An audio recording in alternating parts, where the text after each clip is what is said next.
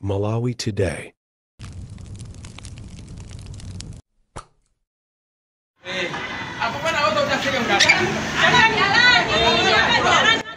Ndithu mmene mundi mmene zikukhalira ajape muhango akuyendesedwa ngati kuti munthu amene wapha munthu mmenemu ndi mmene akuyendeseredwa. Tatiyeni muone mmene zikukhalira kumeneko kumsuzu kwavuta kwambiri ndipo sikuliza masewera ku chinthu kumeneko. Tatiyeni ndionere zimenezi amene ndi ajape muhango kuwaweva masapota ena amene abwera kumeneko ku SB kuti azamve kuti zikukhala bwanji kumene tikhali mozi tione kuti zikuyenda bwanji.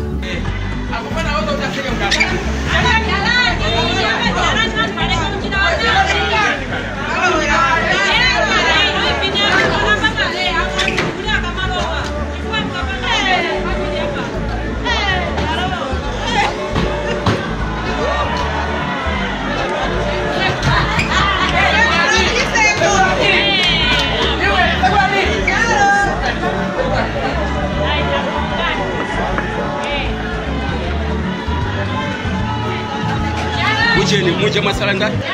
Jalan kan?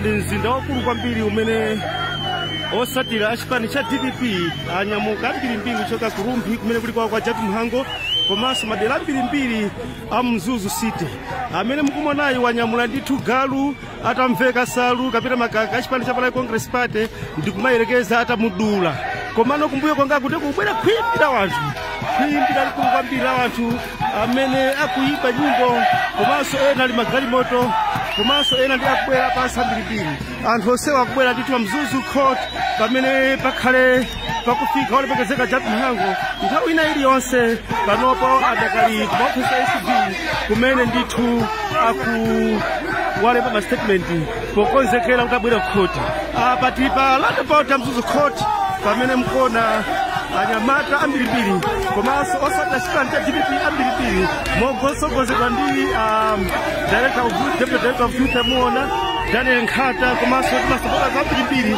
ochokera madera osiyanasiyana kuno ku Mzuzu akuyimba akuvina Mzuzu panopa yatekeseka Mzuzu panopa yabalalikiratu traffic jam palibe palibenso aliyense amene angaduse magalimoto onse njira zonse ndionena kuti atsekedwa. Palibenso aliyense amene angaduse monga amene kuoneramu Mzuzu City yonse yatekeseka Japi Muhango effect.